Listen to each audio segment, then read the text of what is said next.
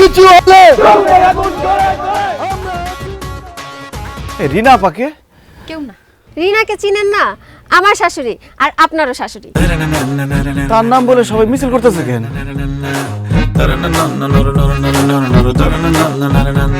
ভাই সাহেব, তাহলে কথা হলো আমার এক থাপ্পড়ে 32টা দাঁত ফেলাই দেবো। হ্যাঁ, আমি নির্বাচনে আলোচনা করতেছি, তার মধ্যে এই শোন। হ্যাঁ, তাহলে শুনুন ভাই সাহেব, যা বলতেছিলাম, গতবার আমি পাশ করতে পারি নাই, তবে এবার যদি আপনারা আমাকে পাশ করায় নিয়ে আসেন, আপনাদেরকে আমি পাশ দেব। না না, আপনারা ঘাবড়ায়েন না, আমার মার্কাটাই হলো বাঁশ। আর বাঁশ হলো অনেক উপকারী জিনিস, বাঁশ দিয়ে ঘরবাড়ি হয়। আম্মা,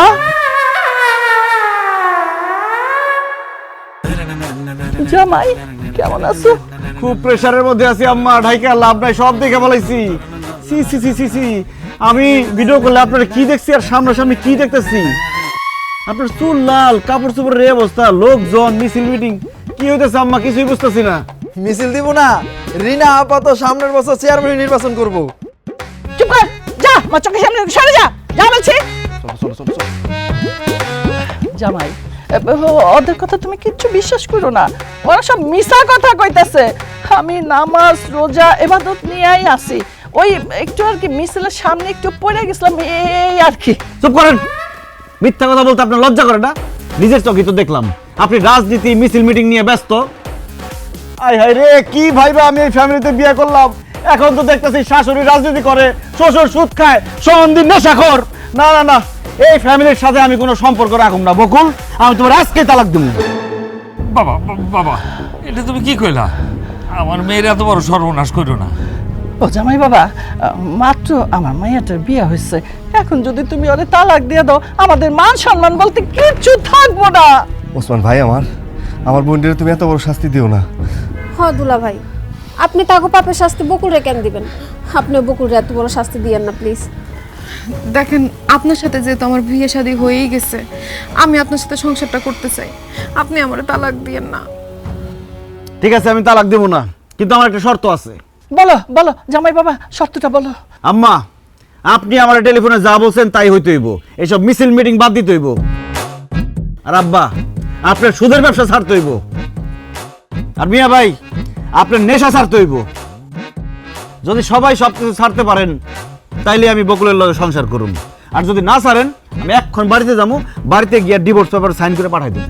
জামাই জামাই, যেহেতু তুমি সুদের কারবার এই ব্যবসা পছন্দ করো না, আজকের থেকে আমি এই ব্যবসা ছেড়ে দিলাম। আমি রাজনীতি ছেড়ে দিলাম। আমি আর কোনোদিন ওই নেশামেশার মধ্যে নাই, ওর আশেপাশে আমি যাবো না। দেখছেন, সবাই সবকিছু চাইরা দিচ্ছে, আপনি আর রাগ করেন না, ঘরে আসেন।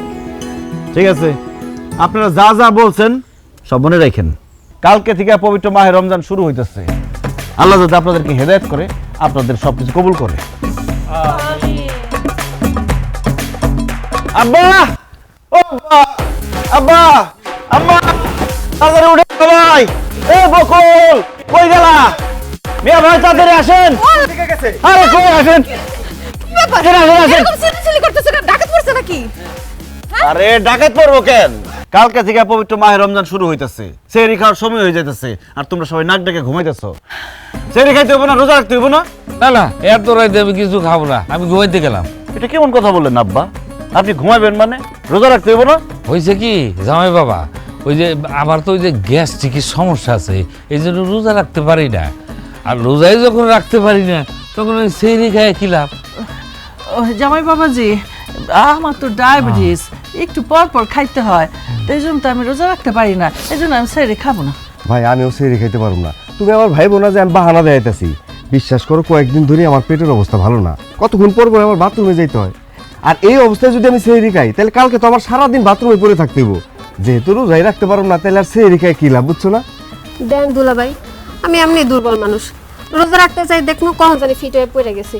আর তাছাড়া আমি বেশিক্ষণ না খায় থাকতেও পারি না, এই জন্য আমি সেহরিও খাবো না, রোজাও রাখবো না। ময় মুরব্বী কেউ যখন রোজা রাখতেছে না, আমি একলা রোজা রেখে কি করুম? সবাই দেখা যাবো আমার সামনে গপ গপ করে খাইতেছে, অগো খাওন দেখে আমার খাইতে ইচ্ছা করবো, তারপর রোজাটা হালকা হয়ে যাবো। আমিও রোজাটা না রাখি। ঘুমাইতে গেলাম, ঘরে আহো। এই খবরদার, কেউ ঘুমাতে যেতে পারবেন না। এখন যদি আপনারা সেহরি না খান, রোজা না রাখেন, আমি গ্রামবাসীরা কয়ে দেবো আপনাকে পরিবারের কেউ রোজা রাখে না, সবাই বেরোজগার। না না জামাই বাবাজি, এই কাজটা করো না। আমরা রোজা রাখি না, এই কথা শুনলে পরে গ্রামের লোকজন হাসাহাসি করবো, আমাকে মান সম্মান সব শেষ হয়ে যাবো। মানুষ হাসাহাসি করবো এটারে ভয় পাইতেছেন, অথচ কবরে গেলে রোজা না রাখার জন্য যে শাস্তি হইব সেটা ভয় পাইতেছেন না। দেখেন, আপনারা যেটা ভয় পাইতেছেন, প্রথম 2-1টা রোজা রাখতে হয়তো একটু কষ্ট হইব, কিন্তু আস্তে আস্তে সব ঠিক হয়ে যাইব। তারপর আপনারা বললেন না ডায়াবেটিস, গ্যাস্ট্রিক, পেটের সমস্যা, রোজা রাখলে আস্তে আস্তে এগুলো সব ঠিক হয়ে যাবো। কালকে থেকে প্রথম রোজা তো, চলেন আমরা সেহরি কইরা রোজা রাখার নিয়ত করে হলেই। তোমার কথা তো সবই ঠিক আছে, কিন্তু আজকে তো কোনো রান্না বান্না করি নাই। কালকে রান্না বান্না কইরা সেরি খাইয়া কালকে রোজা রাখুন। আম্মা, এটা কোনো সমস্যা হইলো? আপনি রান্না বান্না করেন নাই, তাতে কি হয়েছে? আপনাদের বাড়ির সামনে তো বাজার আছে, সেই বাজারে ভাতের হোটেল আছে, চলেন আমরা সেখান থেকে সেহরি করবো। চলেন। না না থাক, হোটেল যাওয়া লাগবো না। আম্মা মিছা কথা কই আর কোনো লাভ নাই। সে রান্নাঘর চেক কইরা তারপরে আমগো ডাকছে, সে দেখছে রান্নাঘরে খাবার দাবার আছে। অজুহাত দেখা কোনো লাভ নাই। সেরি না করা পর্যন্ত সে আমগো কাউরে ঘুমাইতে দিব না। হাত মুখ দিয়ে আহি।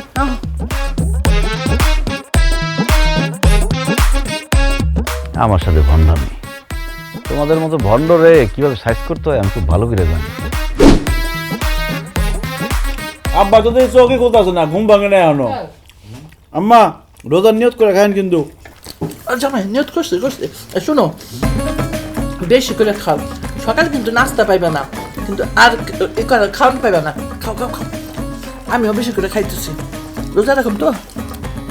আমার মনে হয় কি সারাদিনে মাঝখানে দুপুরে একবেলা খাওয়ান গেলে তাহলে ঠিক আছে। এটা কেমন কথা বলেন মিয়া ভাই? হ্যাঁ, আমগো ছোটবেলায় তো আমরা যখন দুপুরে খেলাইতাম, আম্মা কইতো যে 2-3টা রোজা হয়ে গেছে। আমরা সারাদিনই খাইতাম আর রোজা রাখতাম। ওই নিয়ম ঠিক আছে। আরে ছোটবেলায় ওটা আলাদা কথা, আবার আপনি কোন ওই নিয়ম ঠিক আছে, বড় জন্য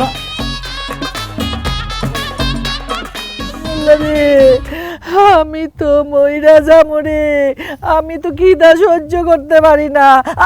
আমার পেটে ব্যথা চোচো করতেছে রে, ইন্দে দৌড়াইতেছে।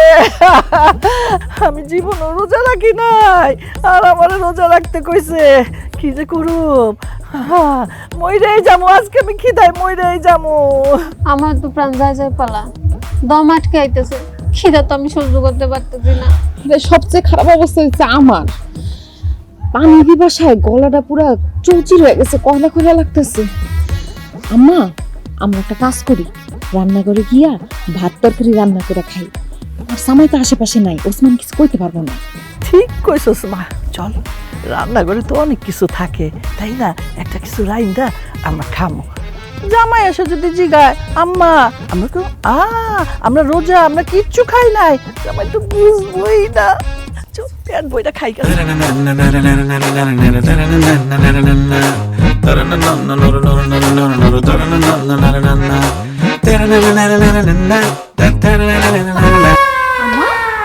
রান্নাঘরে দেখি তালা দেওয়া। রান্নাঘরে তালা দিল কে? রান্নাঘরে তালা আমি মারছি। কেন আপনি আমগো রান্নাঘরে তালা দিবেন কেন? রান্নাঘর খোলা থাকলে শয়তানে তোমাকে লাড়বো সারবো। এই রোজার মধ্যে রান্না করে খাইতে মন চাইবো, এই জন্য আমি সিদ্ধান্ত নিচ্ছি এই রোজার মধ্যে ইফতারের আগ পর্যন্ত রান্নাঘরে তালা দেওয়া থাকবে। কি কোন আপনি? আমরা রোজা রাখছি না সবাই, আমরা খাইতে যাবো কেন? আসলে রান্নাঘরে আমগো অন্য কাম আছে। হ্যাঁ জামাই, ও অন্য কাম আছে। রান্নাঘরে আবার অন্য কি কাজ? ওই যে আমার ওষুধ, আমার অনেক জরুরি একটা ওষুধ রান্না করে আছে, এটা এখনই আমার খাইতে হবে, নাইলে আমার বড় ক্ষতি হয়ে যাবে। বকুল, তুমি মনে হয় ভুলে গেছো, রোজা রেখে ওষুধ খাওয়ান যায় না। ওষুধ তবে খাবার না জামাই বাবা, আমার না হাঁটুতে ব্যথা, কোমরে ব্যথা, তাই না সব সময় একটু পর পর খালি মলম মালিশ করতে হয়। ওই মলমটা না রান্নাঘরে, চাবিটা দাও, আমরা মলমটা নিয়ে যাই গে। ওই মলমটা রান্নাঘরে না, মলমটা আমার কাছে। এই নেন, যত খুশি মলম মারেন। ও জামাই, এই মলমটা তুমি কই পাইছো? যেখানে সবসময় থাকে সেখানেই পাইছি, শোয়ার ঘরে আপনার বালিশের পাশে। আম্মা, এই বয়সে আর মিথ্যা কথা বললেন না, তার মধ্যে রোজা রাখছেন, রোজা রেখে মিথ্যা কথা বললে রোজা হালকা হয়ে যাইব। আপনার তিনজনে এতক্ষণ যা যা কইছেন আমি সব শুনছি। এই নাটক বাদ দিয়া ওযু করে সুন্দর করে ইবাদত বন্দী করে সময়টা কাটান। ইফতারের ঠিক আগে আগে চাবিটা দিমু, তারপর রান্নাঘর খুলবেন। আমি থাকতে রোজা কাউরে ভাঙতে দিব না। ঘরেও তো খাওয়ানোর কিছু নাই, তাহলে এখন আমরা কি করবো? আম্মা, বকুল, চলো আমরা কল করে যাই, ইচ্ছে মতো পানি খাই। হুদা পানি খায় কোনো লাভ আছে? আসল খাউন যদি না খাইতে পারি, তার থেকে রোজা রাখাই ভালো। খুব তো ভালো ভালো দেখা বিয়া দিছিলে না, টেলিফোনে বিয়া দিছে, আমি বুঝো ঠেলা।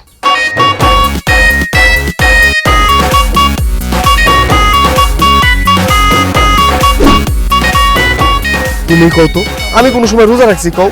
তোমার মেয়ের জামার জন্য বাড়িতে কিছু খাওয়া যাইতেছে না, আশেপাশে তো এলাকায় কোনো দোকানও খোলা নাই যে কিছু একটা খামো যায়।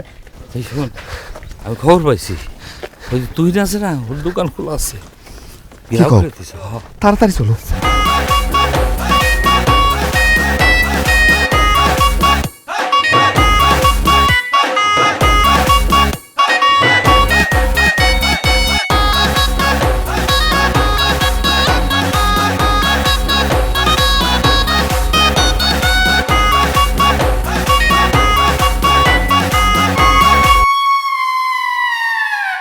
জামাই বাবাজি, রোজার দিনে তুমি এই দোকানে আসছো কেন? আমি এখানে কি করি সেটা পরে কইতেছি। তার আগে আপনারা কোন এই রোজার দিনে এই দোকানদারে পর্দা দিয়ে ঢাইকা চোরের মতো এখানে বসে বসে কি করতেছেন আপনারা? বাড়ির ভিতরে ভালো লাগতেছিল না, তাই দোকানে এসে বসে আছে। দোকানে এসে বসে আছেন ভালো কথা, কিন্তু আপনাকে দুজনের হাতে রুটি কেন? এই রুটি কেন? ওসমান, আমাকেও আসলে জিনিসটা ভুল হয়ে গেছে।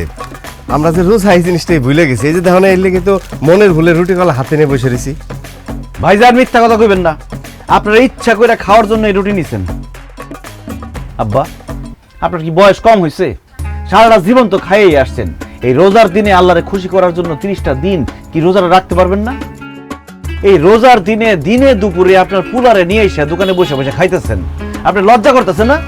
লজ্জা তো লাগে রে বাবা, কিন্তু কি করব, ক্ষুধা লাগছে, খুব কষ্ট হইতেছে। আর রোজা রাখা অভ্যাস নাই তো। আব্বা, অভ্যাস না থাকলে অভ্যাস করতে হইব। আর একবার অভ্যাস হয়ে গেলে দেখবেন আর কষ্ট লাগতেছে না, ওটা আরাম লাগতেছে। আর সারাটা দিন রোজা রাখার পরে ইফতারের সময় যে আনন্দ, সেই আনন্দটা বুঝতে পারবেন আব্বা। না, ওই আনন্দ আমার দরকার নাই। আমার খিদে লাগছে, আমি খাবো, রোজা রাখতে পারবো না। আমিও রোজা টোজা রাখতে পারবো না, খিদে আমার পেট ব্যথা করতেছে। আমি আর না খেলে মরে যেতে পারি, যে কোনো সময় মাথা গুলো দেন পড়ে যেতে পারি। ও, আপনি রোজা রাখতে পারবেন না? খারাপ, দেখাইতেছি মজা। এই গ্রামবাসী কে কোথায় আছেন, আসেন দেখে যান। আপনিও গ্রামের গণ্যমান্য ব্যক্তি করিম ভুইয়া আর তার ছেলে দুজনে রোজার মধ্যে লোকে লোকে খাইতেছে। আসেন দেখে যান, এই দেখে যান, আসেন। যাবাই, লোকজন রাখো না, মান সম্মান থাকবে না, ইজ্জত থাকবে না। সামনে আমি বাজার কমিটির সভাপতি হওয়ার সিদ্ধান্ত নিয়েছি। এখন যদি বাজারের লোকজন জানে যে আমি রোজা রাখি না, তাহলে সভাপতি তো দূরের কথা, সদস্য পদও রাখবে না। ঠিক আছে, আমরা এখন থেকে রোজা রাখবো ইনশাল্লাহ, ইনশাল্লাহ, ইনশাল্লাহ। এই যে ওসমান, এখন থেকে আমরা সব কটা রোজা রাখুন, তুমি দেখো। আমারে দেখানোর জন্য আর মানুষকে বোঝানোর জন্য রোজা রাখার দরকার নাই। আল্লাহরে রাজি খুশি করানোর জন্য রোজা রাখেন। দোয়া করি আল্লাহ যাতে আপনাকে রোজা কবুল করে। আরে তুই তো লজ্জা করে না? রোজার দিনে তুই দোকান খোলা রাখছস? তুই জানস এই তোর দোকান থেকে সবাই খায় খায় রোজা ভাঙতেছে, সব কিছুর জন্য গুণ হইব তোর। হাই দুলাভাই, কন কি সবাই আমার দোকানে খাইয়া রোজা ভাঙতেছে, এর লেগে আমার গুণ হইব? আমার তো ভুল হয়ে গেছে দুলাভাই, আমার মাফ করে দিন। কানে জোরে কর, রোজার মধ্যে দিনের বেলা দোকান খোলা রাখবো না, নিজেও রোজা রাখবো, অন্য কেউ রোজা রাখতে সহায়তা করবো। এই যে দুলাভাই, আমি কান ধরে কইতেছি, রমজান মাসের দিনের বেলায় আর আমি দোকান খোলা রাখুন না, নিজেও রোজা রাখুন এবং অন্যকে রোজা রাখা সহায়তা করবো। কথাটা যাতে মনে থাকে। দোকান বন্ধ কর, তাহলে আমার দোকানে। দুলাভাই, এক্ষুনি আমি দোকান বন্ধ করতেছি। আর আপনারা আসেন, জোর নামাজ পড়তে বাজান দিচ্ছে, আসেন আসেন।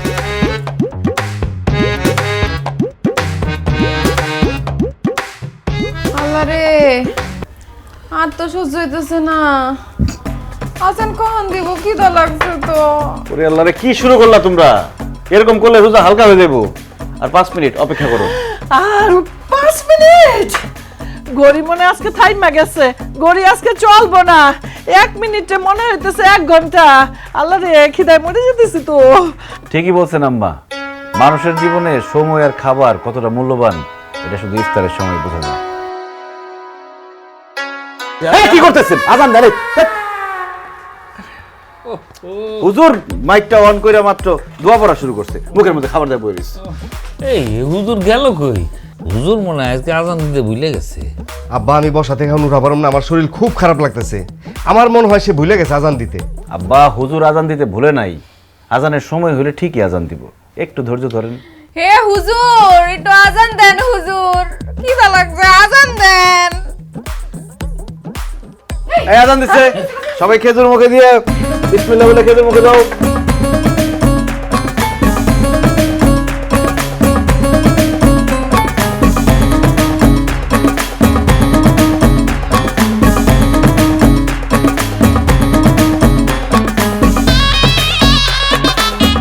মাছ দেখান গলায় আটকে পড়তো।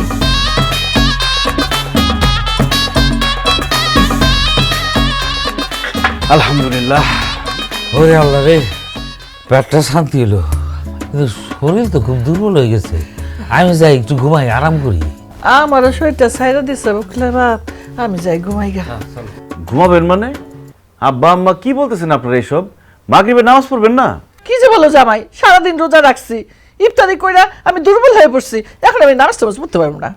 আমার পক্ষে নামাজ পড়া সম্ভব না, আমার কিন্তু রেস্ট নিতে হবে, আরাম করতে হবে। আব্বা রোজায় হচ্ছে এক ফরজ আর নামাজে হচ্ছে 17 ফরজ। এক ফরজ আদায় করতে গিয়ে 17 ফরজ ছেড়ে দিলে হবে? নামাজ পড়তে হবে আব্বা, নামাজ হলো বেহেশতের চাবিকাঠি। আব্বা চলেন, মিয়া ভাই চলেন, আমরা মসজিদে গিয়ে জামাতের সাথে মাগরিবের নামাজটা আদায় করে আসি। আর বকুল তুমি মার ভাবিরে নিয়ে বাড়িতে নামাজটা পড়ো। পারতাম না। কেন? রোজা রাখছি না, প্রথম শরীরটা খুব খারাপ লাগতেছে। আজকে রোজা রাখছি, কালকে তো নামাজ পড়বো। কালকে তো নামাজ পড়তে হইব, তা আজকে নামাজের কি হইব? যাও তিনজন একসাথে নামাজ পড়ো। আম্মা যাও, উঠো। আরে উঠো না কেন, উঠো। উঠতাছি। আয় আব্বা। আমার মানুষ কিছু কইতে পারতেছি না। আব্বা চলেন মসজিদে চলেন, আসেন। মসজিদে কষ্ট করে নামাজ না পড়ে বাড়িতে যে কোনো সময় পড়ে নিবি। কি কর না কর, সুস্থ সবল মানুষ জামাতের সাথে নামাজ আদায় করুন, সব বেশি হইব। আর যে কোনো এক সময় পড়বেন মানে? মাগরিবের ওয়াক্ত থাকে নাকি এতক্ষণ? তাড়াতাড়ি আসেন, আসেন।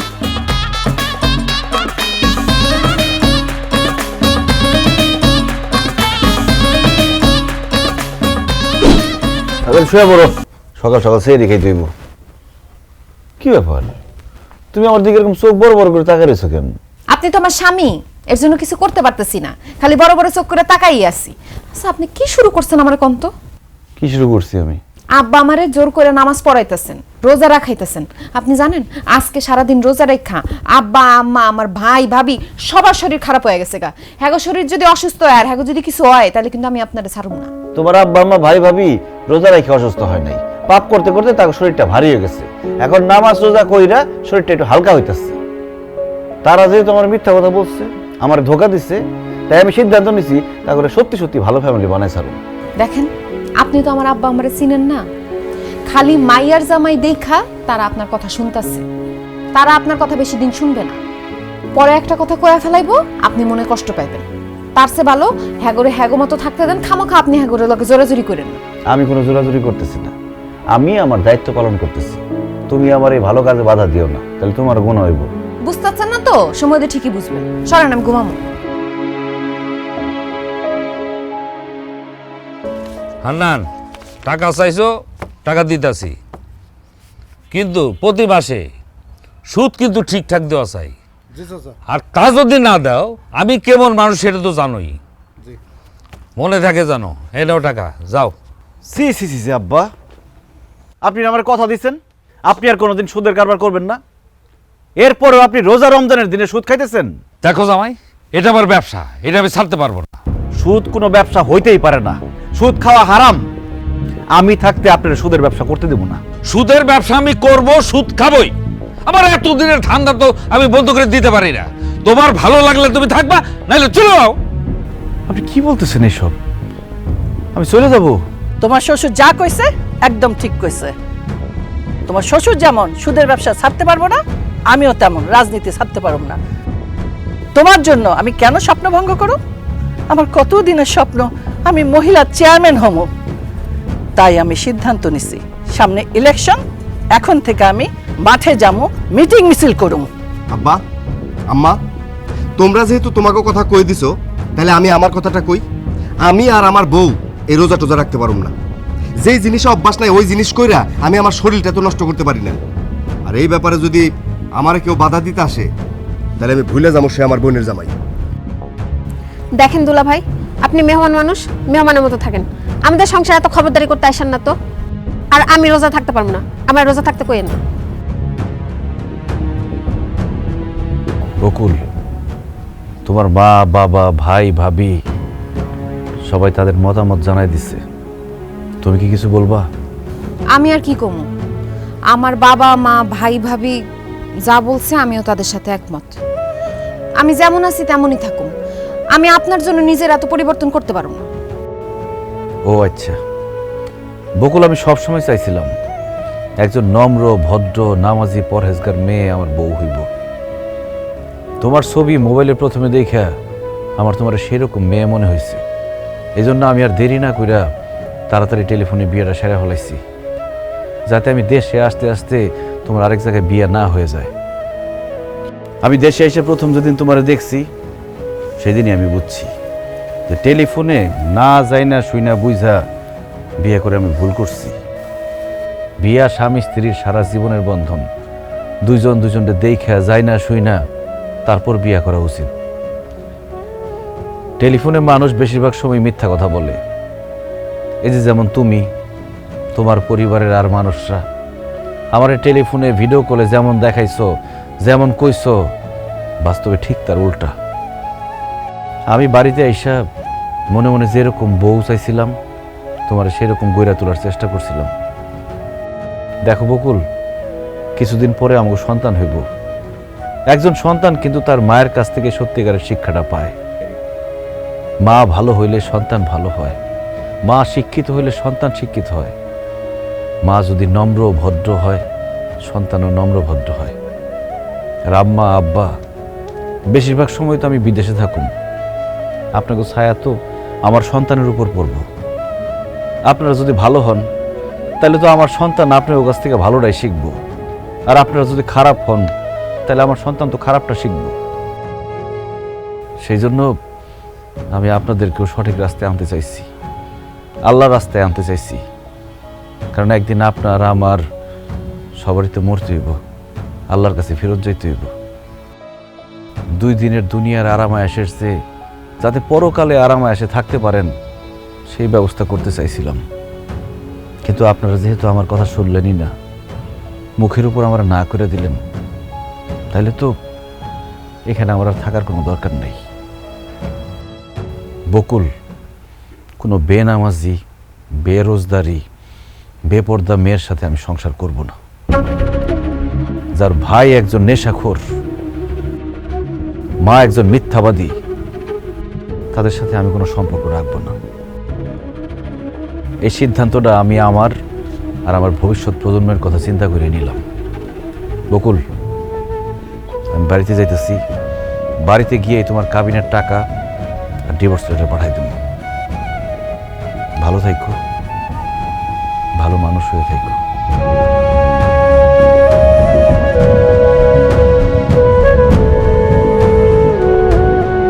যাক, আপদ গেছে। ও আমার মাইয়ারে বলে ডিভোর্স দিব। এই তুই কি আমার মাইয়ারে ডিভোর্স দিবি রে? আমার মাইয়াই তোরে ডিভোর্স দিব। ওমা, তুই চিন্তা করিস না, তোরে আবার আমরা বিয়া দিব, তবে এইবার টেলিফোনে না, অনুষ্ঠান কইরা। চলো তো চলো।